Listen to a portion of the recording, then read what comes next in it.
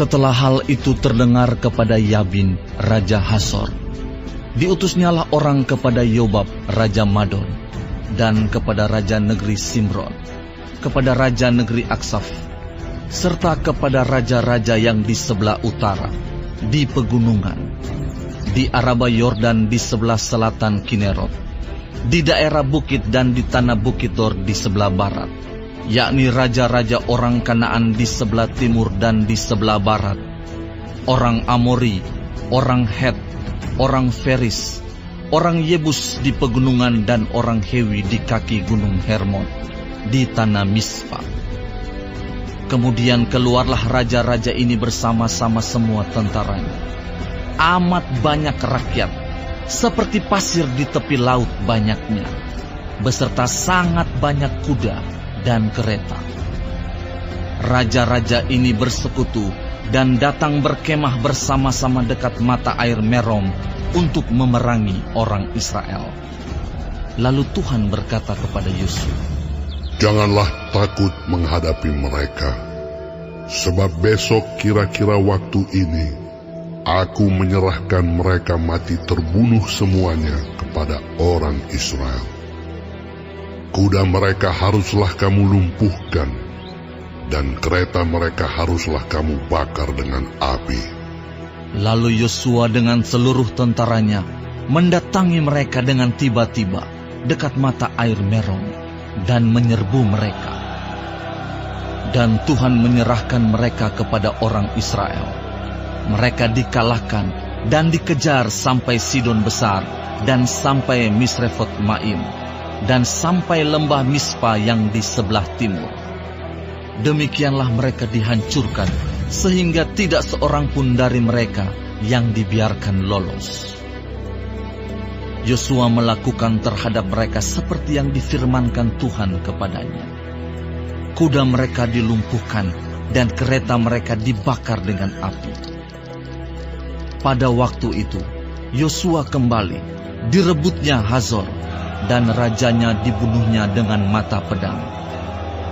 Sebab Hazor pada waktu dahulu adalah yang terutama di antara segala kerajaan itu. Semua makhluk yang ada di dalamnya dibunuhnya dengan mata pedang sambil menumpas orang-orang itu. Tidak ada yang tinggal hidup dari semua yang bernafas, dan Hazor dibakarnya. Selanjutnya, segala kota kepunyaan raja-raja itu dan semua rajanya dikalahkan Yosua dan dibunuhnya dengan mata pedang. Mereka ditumpasnya seperti yang diperintahkan Musa, hamba Tuhan itu. Tetapi kota-kota yang letaknya di atas bukit-bukit puing tidaklah dibakar oleh orang Israel. Hanya Hazor saja yang dibakar oleh Yosua.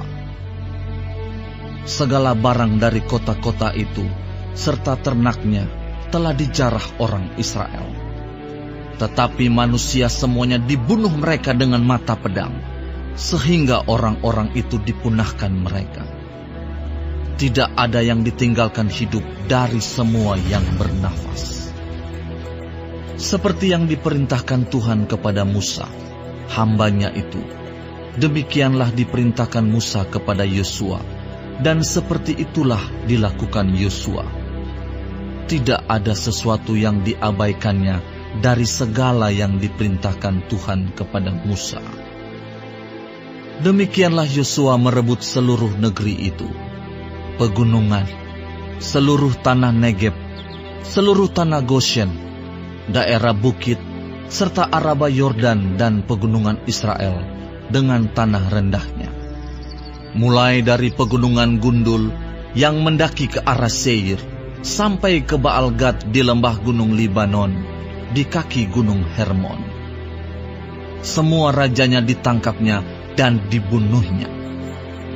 Lama Yosua melakukan perang melawan semua raja itu. Tidak ada satu kota pun yang mengadakan ikatan persahabatan dengan orang Israel, selain daripada orang Hewi yang diam di Gibeon itu. Semuanya telah direbut mereka dengan berperang. karena Tuhan yang menyebabkan hati orang-orang itu menjadi keras, sehingga mereka berperang melawan orang Israel, supaya mereka ditumpas dan jangan dikasihani, tetapi dipunahkan, seperti yang diperintahkan Tuhan kepada Musa. Pada waktu itu, Yosua datang dan melenyapkan orang Enak dari pegunungan, dari Hebron, Debir dan Anab, dari seluruh pegunungan Yehuda, dan dari seluruh pegunungan Israel. Mereka dan kota-kota mereka ditumpas oleh Yosua. Tidak ada lagi orang Enak ditinggalkan hidup di negeri orang Israel. Hanya di Gaza, di Gad, dan di Asdod masih ada yang tertinggal. Demikianlah Yosua merebut seluruh negeri itu, sesuai dengan segala yang difirmankan Tuhan kepada Musa. Dan Yosua pun memberikan negeri itu kepada orang Israel menjadi milik pusaka mereka, menurut pembagian suku mereka. Lalu amanlah negeri itu, berhenti dari berperang.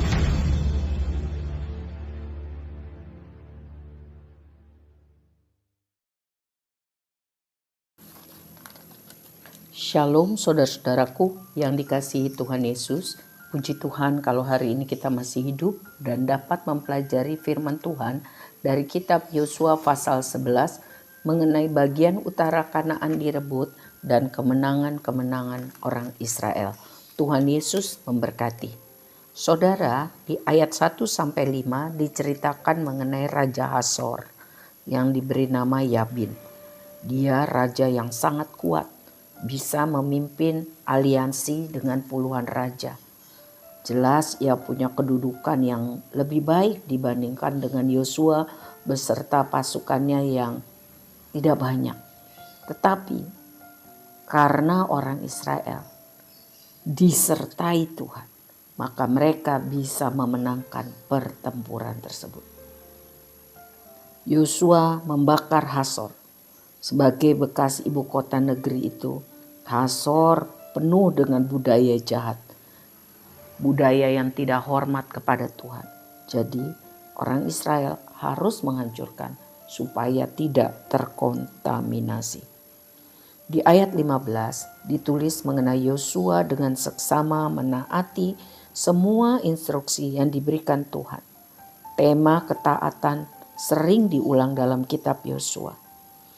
Karena ketaatan adalah kunci, ditolong, disertai Tuhan.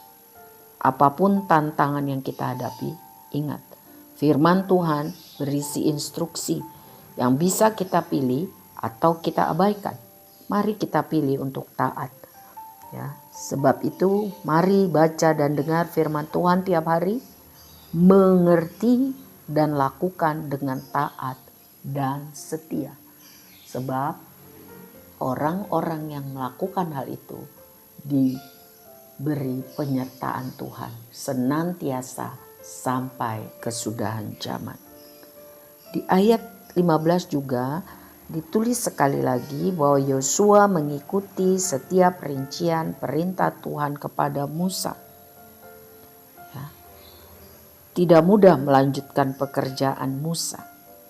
Ya. Tetapi Yosua adalah hamba yang taat. Ia melanjutkan dan menyelesaikan pekerjaan dengan baik. Terpujilah Tuhan. Keteladanan Yosua yaitu ketaatan, konsistensi untuk melakukan tugas. Itu adalah hal yang baik. Ayat 18 mengenai penaklukan sebagian besar wilayah Kanaan. Kelihatannya kalau kita baca cepat saja. Ya, tapi sebenarnya prosesnya makan waktu 7 tahun. Saudara, kita juga sering mengharapkan perubahan cepat dalam hidup kita. Doa cepat, instan yang dijawab Tuhan. Ya, tapi terus setia. Tuhan tidak berhenti bekerja pada waktu Tuhan dan cara Tuhan.